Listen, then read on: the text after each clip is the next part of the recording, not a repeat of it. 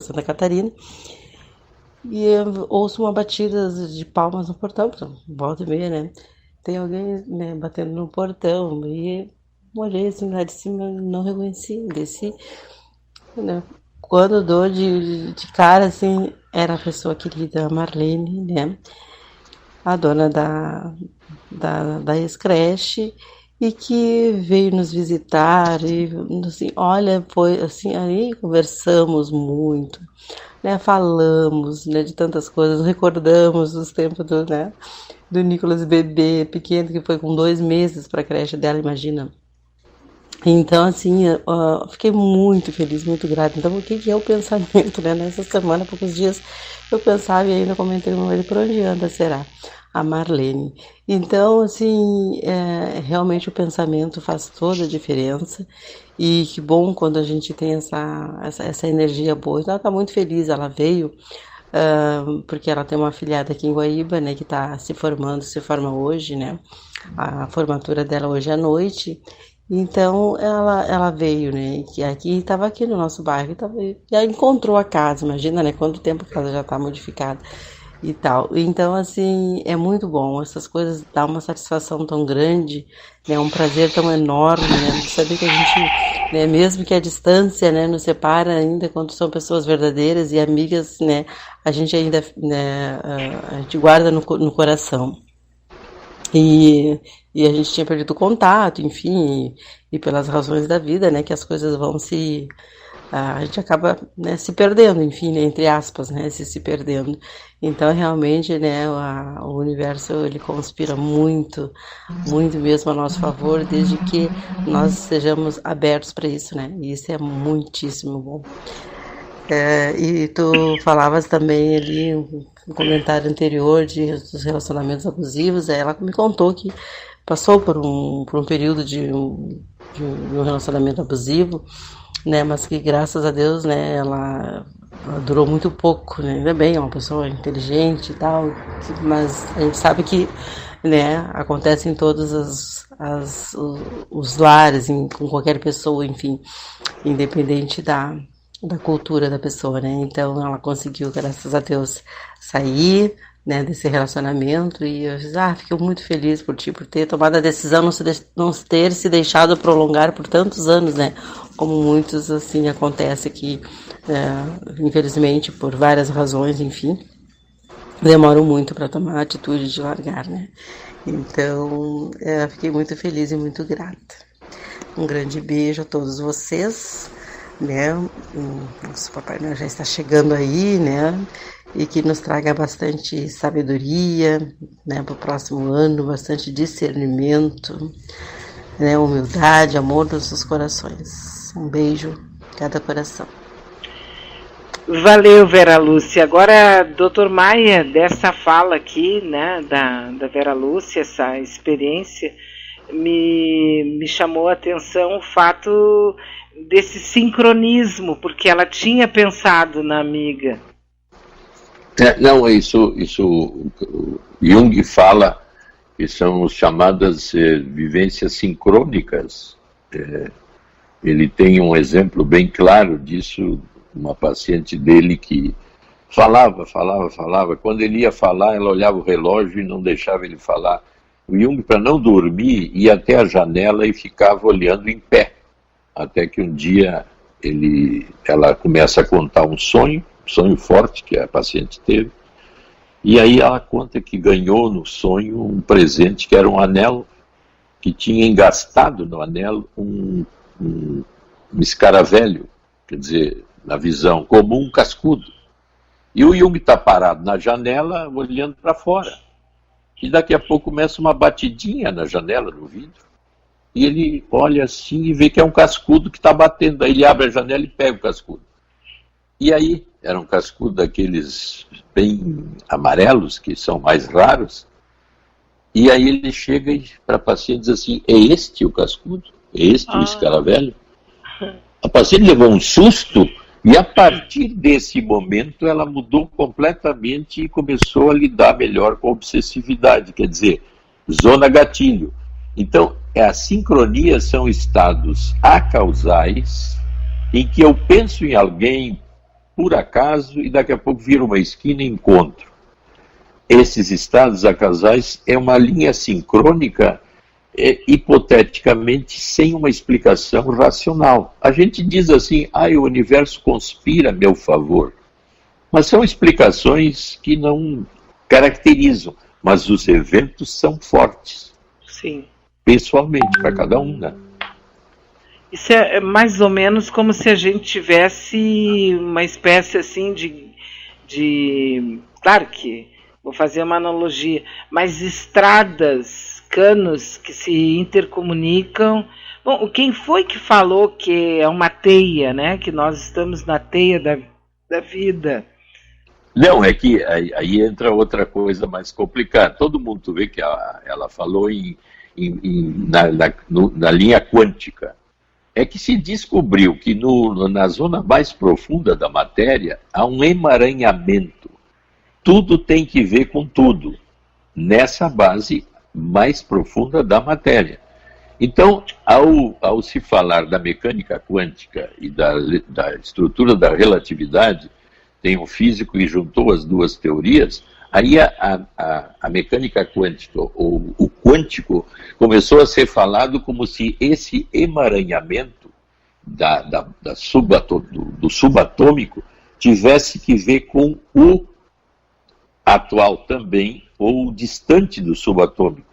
E realmente, então, para nós conseguir nos aproximar de uma explicação mais ou menos racional disso, é como se nós estivéssemos numa teia de emaranhamentos em que tudo tem que ver com tudo. Por que eu estou aqui agora tem que ver com por que eu estou nessa família, quer dizer, sempre tem um emaranhamento de difícil entendimento, mas que é verdade que isso existe, não tem dúvida nenhuma. Por isso que, fora de uma visão científica, é milagre. Mas vem cá, isso que eu falei, se tu for estudar a mecânica quântica, nessa linha assim, tu vai ficar tão perplexo como imaginar o nosso universo. Mas na linha de que tudo tem a ver com tudo, é uma linha assim interessante, né? Sim. Tudo está conectado. Essa é aliás, na ficção científica eu uso muito essa linha de conexão. Por que eu estou aqui? Aliás, por que eu estou falando com a Beatriz aqui agora? Por que eu encontrei aquela pessoa que fazia anos agora? Então eu estou numa teia emaranhada de significados. Realmente. Então, voltando para mim, se eu conseguir descobrir os meus emaranhamentos, então, esse exemplo da pessoa racional, que só racionaliza, por que ela não consegue emaranhar-se com os seus aspectos psicológicos e descobrir qual é o gatilho que a deixa doente? É porque ela tem dificuldade de pensar da forma que nós estamos colocando aqui. Eu vou voltar numa questão que eu coloquei no outro dia aqui sobre o Pato Donald e o Gastão. Isso. Eu entendo, penso eu, né, que é uma mensagem do próprio autor, né, do Walt Disney. Quando ele mostra assim um cara super complicado, onde na vida dele dá tudo errado, tá? É uma coisa assim diária, constante, brigas, perdas, decepções, e, enfim, uma vida de constante tragédia, onde ele questiona tudo, briga com tudo, enfim, ele é um chato, né? E o Gastão é um cara que ninguém, aliás, ele nem fez sucesso, né? Tanto quanto Pato Donald, mas ele é um cara que ele não fica pensando por que pode dar certo ou como vai dar certo. Ele quer uma coisa, vai lá e acontece. É como se ele ignorasse os meios com os quais o universo vai, nessa proteção que a gente está falando, né? Nesse emaranhado. Sim. Como é que ele vai chegar lá? Ele sabe que ele pode chegar lá, então ele vai lá e chega. São aquelas pessoas que parece que a vida para elas é uma constante coisa de... Acontece coisas boas. E quando tu vai falar com essa pessoa, ela é uma pessoa parece desligada. Não é uma pessoa encucada, sabe? Que tem 1000 restrições e está sempre julgando o mundo inteiro. Uma pessoa tranquilona. Exatamente. Então, esse tipo de pessoa que representa o Gastão estaria muito mais ligado num sentido altamente pessoal que vem de dentro dele e vai na direção da linha externa, agindo dentro de uma linha extremamente espontânea, como se ele sempre soubesse o lugar dele no mundo. E não se atrapalha. Agora, na configuração Gastão, cada um de nós tem que descobrir o Gastão em nós, né? Pois é. Eu não sei Mas onde o é que está o Gastão é meu. um exemplo de que é possível, né? Sim, mas e tu vê pessoas que parece que levaram uma vida assim bem tranquilona. E aí tu vai conversar com elas e tem... Eu conheci um senhor já bastante idoso na Cidade Baixa, e ele era... Como é que a gente chama essa profissão? Ele era costureiro, mas ele costurava roupas de homens. Como é o nome? Alfaiate? Alfaiate. Aí ele tinha uma alfaiataria. E depois faleceu, mas ele trabalhava só com aquilo. Eu conheci ele porque fui procurar, eu precisava, olha só, era um sábado de tarde, eu precisava de linha e agulha. Só que não tinha, sabe, aquele negócio. Aí eu tive a coragem, bati na porta dele e perguntei para ele se ele achava meio estranho o meu pedido, mas eu precisava. Ele disse, não, a senhora pode trazer a peça aqui que eu arrumo. Eu fui rapidamente em casa, peguei, levei para ele, e daí eu tive uma conversa com ele, assim, de umas 3 horas. Terminou de arrumar o que eu precisava e eu continuei conversando com ele, até me atrasei. Mas ele era de uma doçura, de uma calma, que eu saí dali, assim, sabe, parecia que eu tinha feito um spa, um final de semana em algum lugar calmo. A pessoa numa tranquilidade que passou para mim. E ele me disse que ele ficava horas sozinho, apenas costurando ali, e que ele adorava o que ele fazia. Mas era um senhor bem idoso e simplesmente ele não passava nenhum pingo para ti de ansiedade. Não, eu vou terminar e tu pode levar. Já terminei, tu pode levar. Não, era aquela coisa assim que chegou a me deixar como se eu tivesse, vou exagerar aqui agora, mas num estado alterado de consciência, entende? Aquelas 3 horas não... era fora do tempo. Tu vê que tu deu um exemplo de uma pessoa com uma ligação dela consigo mesma. Sim. E a costura, o ser alfaiate, é de uma satisfação tão grande que eu me alimento daquilo que eu sou e faço.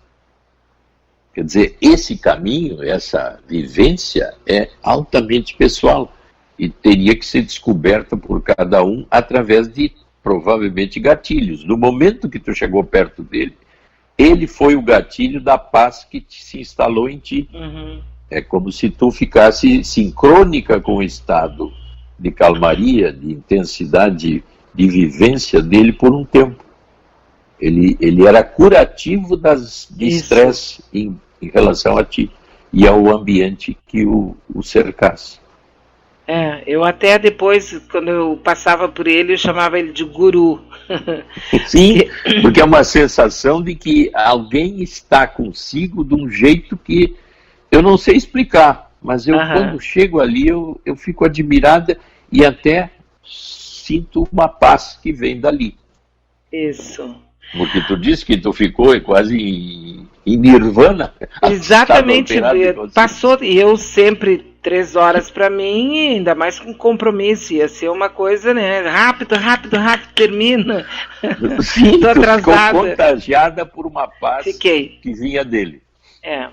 Olha só, a Adriana pergunta, os pesadelos também podem ser uma forma de agressividade, Dr. Maia? O pesadelo é uma forma da agressividade que me habita, né? Eu, através de um pesadelo, posso expressar rancor, raiva,